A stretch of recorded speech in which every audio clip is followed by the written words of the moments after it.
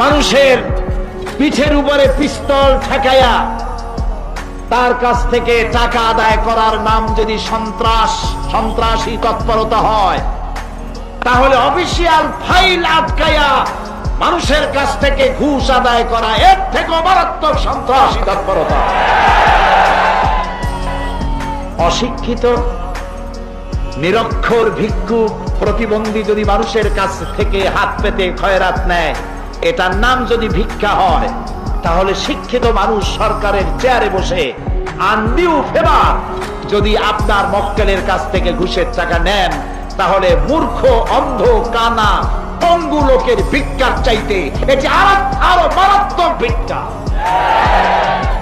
শান্তি পাবেন না, শান্তি পাবেন না। বহু টাকা ঘুষ খাইছেন, ঘুম হবে না, ঘুম হবে না। মনের মধ্যে সব চিন্তা, হায় হায় কোন সর্বনাশ, কোন ভাগ দিয়া বন্দুকের গুলি আইসে আমার বুকটারে যাত্রা করে নেয়।